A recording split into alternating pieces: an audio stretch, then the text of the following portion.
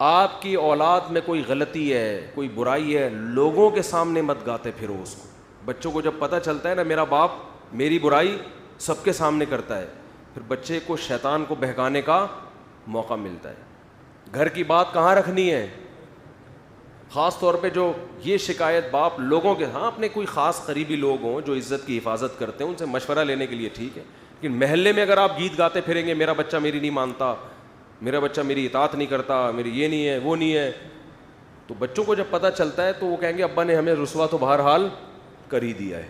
تو شیطان کو موقع ملتا ہے, شیطان کہتا ہے کہ اب کیا فائدہ اطاعت کرنے کا, تیرے ابا نے تیری عزت کا جنازہ تو نکال ہی دیا ہے. سمجھتے ہو؟ ایک جرم یہ ہوتا ہے جس سے اولاد باغی بنتی ہے. دوسرا جرم یہ ہوتا ہے کہ اولاد میں فرق, یہ بھی بڑا ٹیکنیکل فالٹ ہے معاشرے میں. نعمان ابن بشیر رضی اللہ عنہ کی حدیث ہے, ایک صحابی نبی کے پاس آئے, یا رسول اللہ میں اپنے بیٹے کو غلام دینا چاہ رہا ہوں, اپنا یہ غلام اس کو دے رہا ہوں, ہبہ کر رہا ہوں, آپ اس پر گواہ رہیں. آپ نے فرمایا کتنے بیٹے ہیں؟ کہا 2. کہا دوسرے کو کیا دیا ہے؟ کہا دوسرے کو تو کچھ بھی نہیں. فرمایا لا اشہد علی جور, میں ظلم پہ علی جور, میں ظلم پہ گواہ نہیں بن سکتا. تو اس کو بھی پیغمبر صلی اللہ علیہ وسلم نے کیا قرار دیا؟ بولو ظلم. ماؤں کو بھی دیکھا ہے, ہم بھی اسی معاشرے میں پلے ہیں نا, بہت سی ماؤں کو دیکھا ہے اولاد میں فرق کرتی ہیں, بہت سے باپوں کو دیکھا ہے اولاد میں بولتے کیوں نہیں یار, بولنے پر پابندی لگی ہے, اولاد میں فرق کر رہے ہوتے.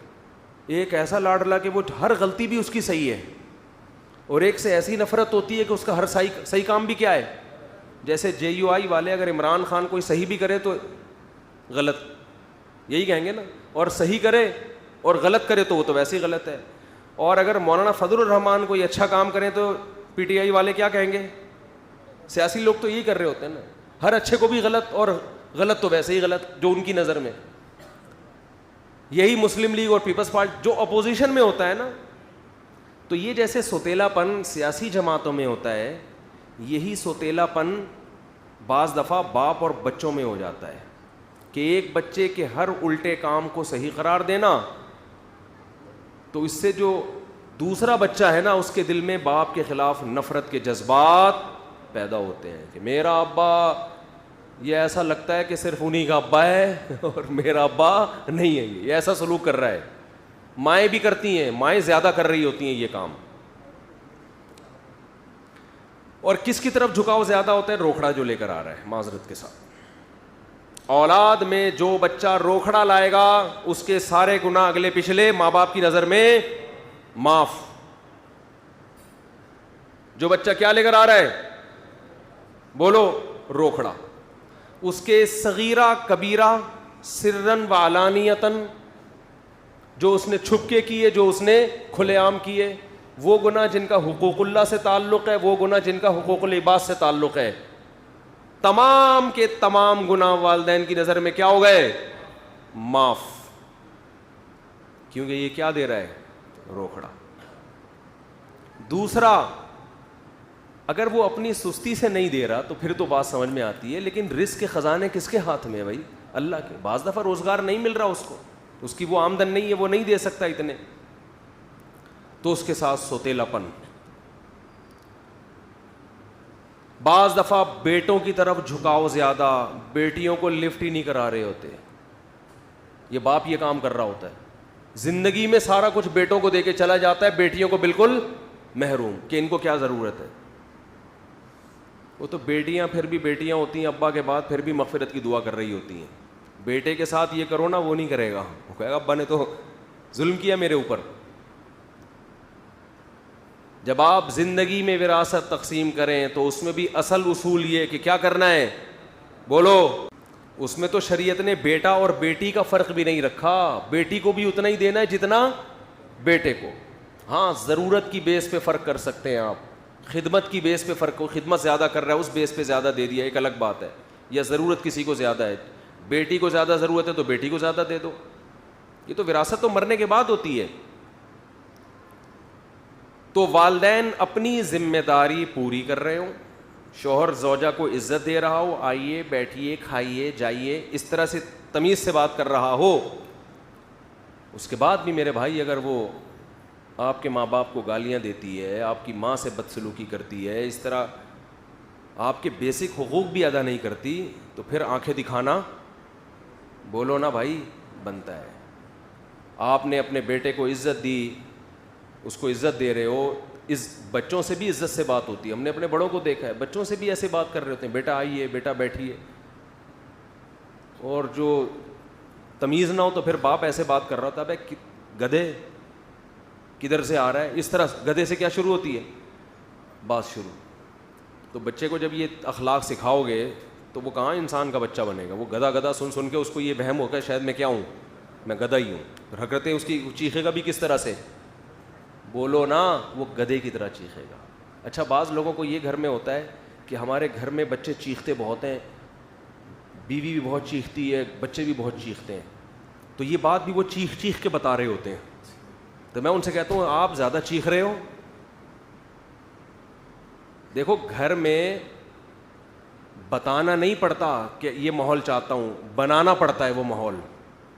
اگر آپ چاہتے ہو آپ کے گھر میں گالی گلوچ نہ ہو, چیخو پکار نہ ہو, تو سب سے پہلے اپنے آپ کو آپ اپنی آواز پہ کنٹرول کرو. جب کسی کو سمجھاؤ آرام سے. اگر آپ گھر میں چنگیز خان اور ہلاکو خان کی طرح آتے ہو اور چیخنا چلانا شروع کرتے ہو, ہاں ہو یہ ایک دم شروع, اور گدھا کسی کو گھوڑا کسی کو کتا, اور یہ اس طرح کی گالیاں دے رہے ہو آپ گھر میں آ کے, اور پھر آپ کہتے ہو کہ ہمارے بچوں میں تمیز نہیں ہے بات کرنے کی, تو یہ بدتمیز بنایا کس نے؟ تمیز پہ بیان ہو رہا ہے انتہائی بدتمیزی کے ساتھ.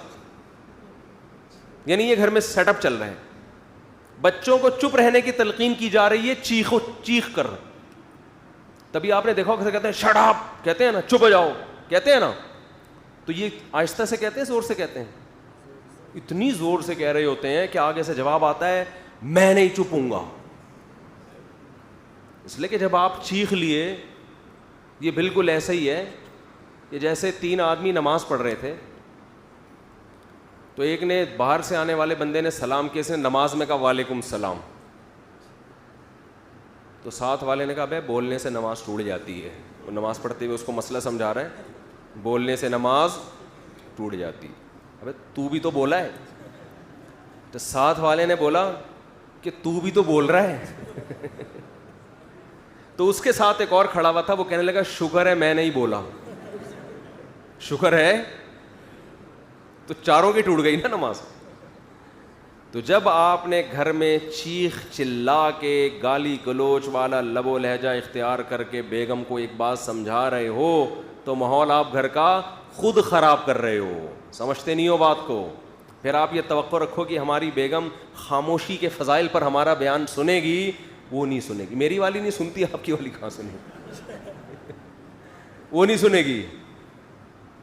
وہ آپ سے چیخنا سیکھے گی کہ اس گھر کا اسٹائل ہی یہی ہے, یہاں جب بھی کوئی بات کرتا ہے تو گلا پھاڑ کے بات کرتے, اسٹائل یہی ہے. تو جن گھروں میں خاموشی کا ماحول ہے, وہاں جو عورتیں رخصت ہو کے جاتی ہیں وہ آہستہ آہستہ خود کیا ہو جاتی ہیں, خاموش. وہ کہتی ہیں بھائی یہاں تو کوئی بات نہیں, آرام سے کرتے ہیں, سب عزت دیتے ہیں ایک دوسرے کو. وہاں بچے بھی کیا ہوتے ہیں, خاموش, بات کریں گے آرام سے. تو یہ بھی ہمارے مذہب کا حکم ہے, یہ خاموشی جو ہے, خاموشی سے مراد آرام سے بات. قرآن نے کیا کہا کہ وَغْضُضْ مِن صَوْتِكَ, اپنی آوازوں کو پس رکھو, إِنَّ أَنْكَرَ الْأَصْوَاتِ لَصَوْتُ الْحَمِيرِ. قرآن کہہ رہے سب سے بری آواز کس کی ہے, گدھے کی آواز. گدھے کی بات غلط نہیں ہوتی, اسٹائل غلط ہوتا ہے. گدھا بھی وہی بات کر رہا ہوتا ہے جو گھوڑا کر رہا ہے, جو کتا کر رہا ہے, جو بلی کر رہی ہے. بلی میاؤں میاؤں کر کے بتاتی ہے بھوک لگ رہی ہے مجھے, کتا بھو بھو کر کے بتاتا ہے مجھے بھوک لگ رہی ہے, گھوڑا کسی اور اسٹائل میں بتاتا ہے. وہی بات گدھا بھی کر رہا ہوتا ہے, بھائی مجھے بھوک لگ رہی ہے. لیکن جب کرتا ہے آدمی کہتا ہے تو میرے پراٹھے بھی کھا لے, مگر تھوڑی دیر کے لیے خاموش ہو جاتا ہے, خاموش ہو. چیختا بہت ہے نا.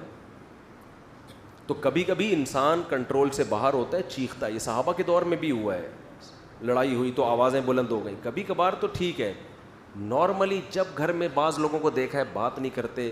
اچھا دوستوں کے ساتھ بیٹھے ہوئے ہنسی مذاق, ہاں ہاں ہو, گھر میں جاتا ہی ایک دم اسٹائل چینج ہو جاتا ہے. بہت لوگ ایسے ہم نے بھی دیکھے ہیں, دوستوں کے ساتھ بیٹھیں گے, ہاں ہو ہی گپ شپ ہو رہی ہے اور لطیفے بھی چل رہے ہیں, گھر میں جیسے ہی گئے ایک دم کیا ہو گئے, ایک دم ایسا چہرہ بن جاتا ہے جیسے بہت ہی کوئی سینئر پرسنالٹی اور بہت ہی، ان سے تو پہلے پرمیشن لینی پڑے گی بات کرنے کے لیے.